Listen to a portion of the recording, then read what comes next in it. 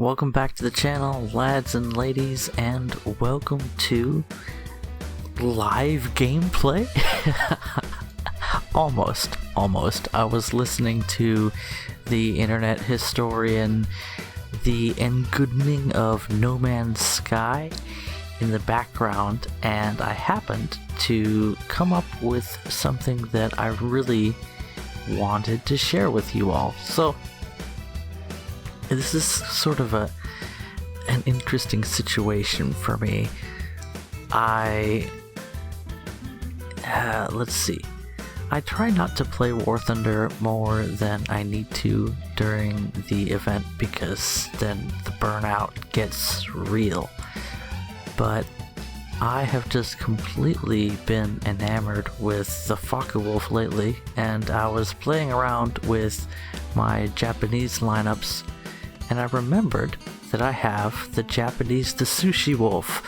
So it's been a while since I played the aircraft, and I played it mostly in AirRB. I was playing a lot of AirRB back then, and I don't have a feel for how that particular aircraft plays in ground RB.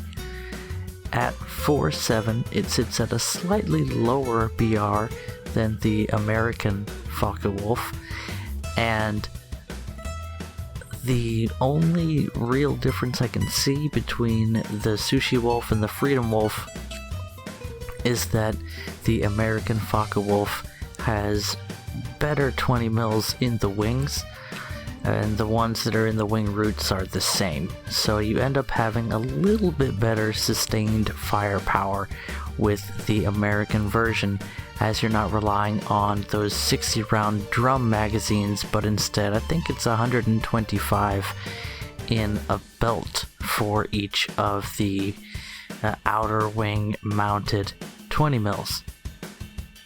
Either way, there's a whole lot of slap in that aggressive package in terms of the Sushi-Wulf, and the last time I flew Sushi-Wulf was before the flight model upgrades for Sushi-Wulfs and the BR adjustments. It might even have been at a 5.0 when I played it last. I don't really remember. In any event, starting off with the Chinook 2 in a 5.0 lineup is no problem. This little tank could... Are you kidding me? How does that bounce? It's got 130 some millimeters of pen. Anyway, that's fine. I'm fine. We're getting kills. We're laughing it up. We're having a good time. We're also noticing that another change that affects Chinook 2 is the change to the way the binoculars work. They're from the commander's position, and Chinook 2 actually has a rather prominent commander's cupola, so you can shoot from over obstacles using the binoculars with even more efficiency than you could before. You can see me using that quite a bit here, just peeking the tip of the gun over the terrain, lining up my shot, holding down the fire button, changing back to third-person view, and the round gets launched before the cannon barrel can do any funny business, and there's very little chance for an enemy to spot you when you're in that position. If you play your cards right and reposition a few times, you can really have an incredible match using that strategy of firing from essentially behind cover, just above cover with the cannon barrel. And you can see when it's cleared using the binoculars. We could have had a fantastic match in Chinook, but I ended up playing more aggressively, especially at this point, just because there's no desire to stay in a tank. I want to fly my sushi roll. Doesn't the nose of the Sushi-Wulf kind of look like a sushi roll even before it's painted up in Japanese colors? I ended up having a great time in the sky, as you are shortly to see. And again, apologies for the lack of in-game audio. I usually listen to YouTube videos when I'm not tryharding in War Thunder, so that is just not gonna mesh with with the video that I'm sharing with you all. But I do recommend the Internet Historian YouTube channel. It's a great channel, lots of memes, and also real internet history. And the engoodening of No Man's Sky is a great video. I'm gonna be honest with you, I almost teared up a little bit because it's a real, well, I could tell you what kind of story it is, but I think that's part of the pleasure of watching the video. Anyway, I can tell I have my work cut out for me. 1, even 2 enemy aircraft actively engaged already. 1 ally with a little bit more than he can chew by himself, XP38G. If he plays his cards right, he can do quite well. If he doesn't play his cards right, he can get shot down by a whirlwind. And the enemy team is definitely lighting up the air around my 1 ally. Yeah, if the colors were inverted, maybe that's what I could do for this one, is give it a sushi roll theme for the engine cowling. But I love my Focke-Wulfs now. I'm so glad that I had another chance to take a look at them, because when I first played the Focke-Wulf, it had an abysmal flight model, and my aim, I've been playing with American 20 mils and 50 cals a bit in aircraft most recently, so my aim is off on the Menengeschoss, and this Tisma is actually maneuvering a bit, but a few good hits from the German 20 mils, and there is just no chance to survive. They're so much more powerful than Japanese 20 mils, so it's very nice to see the effect that they have in a beautiful, I don't even know what kind of shot to call that, but we got our hit and we take down a BF-109. So, did we manage to save our ally? I'm not quite sure. But now we play that Focke-Wulf style. We need to have an energy advantage over our opponent. So we retreat, I guess. We fly and climb a bit back toward our own side of the battlefield, and then climb in toward the enemy area. And you can see that the skies of War Thunder are just completely full of explosions, tracers, and activity at this point. We're going to end up picking up 4 air kills, so with 3 kills on the ground and 4 in the air.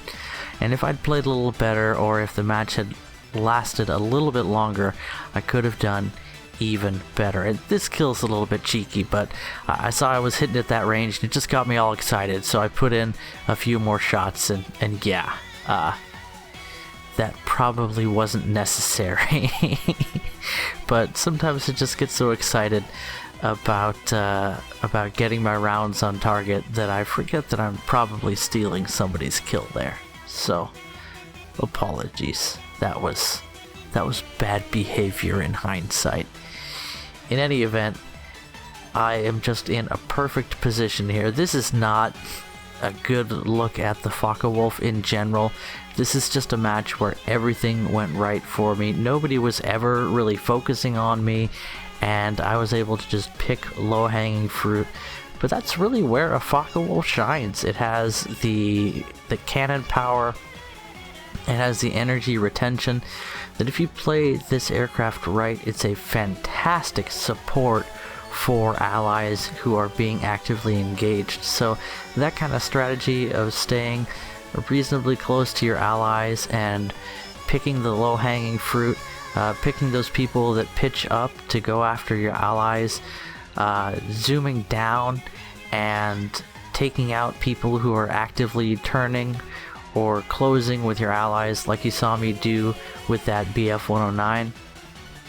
That's a strategy that works just as well in Air RB as it does in ground, and I have no idea where my rounds are going here. It seems like we just can't get hits.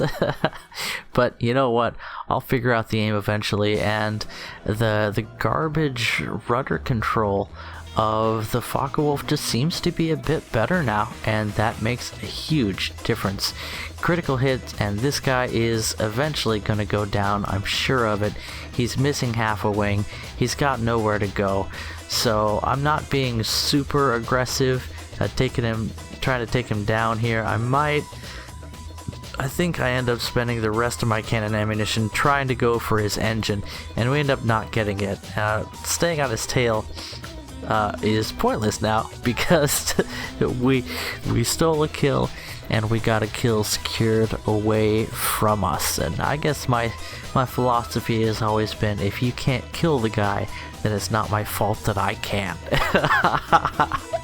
Anyway, we'll call that evening up the score. I'm not sure if that Mustang was the guy I stole the kill from earlier, but I do love my American 50 cals for that ability to just keep on putting damage down range in a consistent way, and their long range accuracy is fantastic as well. As for German 20 mils, they smack things so hard, and if I ever really got good with them, I could be a serious hazard in the skies. But you can see, chasing down that ME410 and sticking to his tail like that, it's not something I would recommend, and it means that our engine is slowly dying at this point. Now thankfully, the Focke-Wulf is a tanky, see what I did there, correct tank design of the Focke-Wulf, it's a tanky airframe, and on top of that, if I had just saved a little more ammo and played a little bit more tactically, then I could have gotten 5, even 6 kills in that match. Quick profits in the Sushi-Wulf. Anyway, that was a fun match. It was the first match with that lineup that I played, and I thought I would share it with you all. If you feel like sharing some moments from your own games in War Thunder, I encourage you to send me your replay files, and I will do my best to feature you on the channel. The replays have been coming in, and I love it. I have a lot of them recorded, and the best way to get those to me is to send them to me on Discord. There's a link to my Discord server in the description of this video. Catch you guys in the next one. Bye-bye.